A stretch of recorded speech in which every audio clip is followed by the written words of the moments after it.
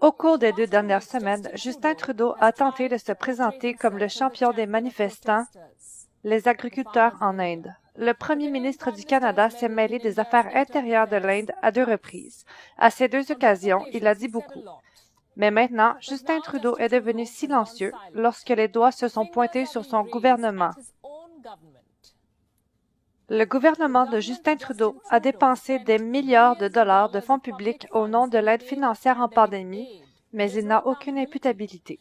L'ensemble du gouvernement ferme les yeux sur qui a obtenu cet argent. Et on ne parle pas d'une petite somme, on parle ici de 240 milliards de dollars. 240 milliards de dollars. L'enquête a été menée par la Société canadienne de radiodiffusion, CBC, le radiodiffuseur public national du Canada. Ils ont cherché à savoir comment l'ensemble du gouvernement a distribué l'aide financière pendant cette pandémie. Selon le rapport, 240 milliards de dollars ont été distribués, mais personne ne sait qui a obtenu cet argent. Voici ce que dit le rapport. Le gouvernement canadien a lancé plus de 100 programmes depuis le début de la pandémie, mais seuls quelques ministères ont publié les détails sur la façon dont ils ont dépensé cet argent. Il n'y a pas de détails sur les individus ou les groupes d'entreprises qui ont reçu des fonds publics. CBC a tenté de recueillir ces informations, mais certains ministères se sont battus bec et ongles contre le partage d'informations. Le gouvernement Trudeau leur refuse cette information. En d'autres termes, des milliards de dollars ont été dépensés par le Trésor public. La question est de savoir où est passé cet argent et la réponse est le silence du gouvernement. Cela ne ressemble-t-il pas à une arnaque? La presse canadienne ne l'appelle pas encore une arnaque. Ils enquêtent toujours sur les programmes, mais de gros chiffres sont lancés. Écoutez ceci. Plus de 16 millions de dollars donnés aux agences gouvernementales et aux ministères. Le gouvernement canadien s'attend à distribuer plus d'argent. Comme j'ai dit, 240 milliards de dollars ont été distribués jusqu'à présent.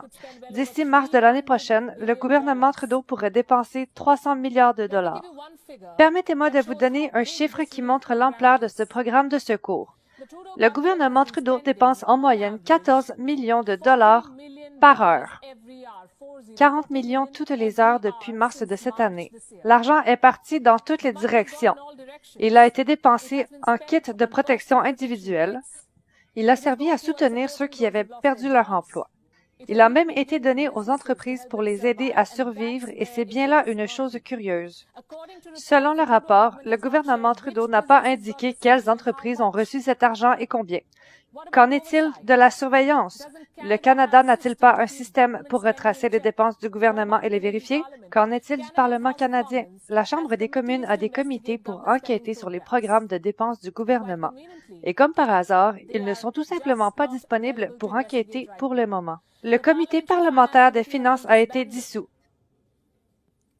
Les dépenses sans reddition de comptes créent des problèmes pour le Canada car les emprunts du pays sont à un niveau record.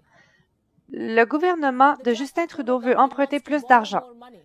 Selon un rapport, un projet de loi est prévu pour augmenter le plafond de la dette du Canada pour atteindre 1,4 billion de dollars. Ce serait une augmentation de 57 %. Ainsi, le gouvernement Trudeau pourrait emprunter bien plus d'environ 1 billion de dollars qu'il veut dépenser pour sortir de cette pandémie et de la récession économique qu'elle a créée. Mais la question avec laquelle il faut commencer demeure où va cet argent et à quel point le premier ministre Justin Trudeau est si occupé à soutenir les manifestants dans des pays lointains qu'il ne semble pas avoir trouvé le temps de répondre à ces questions.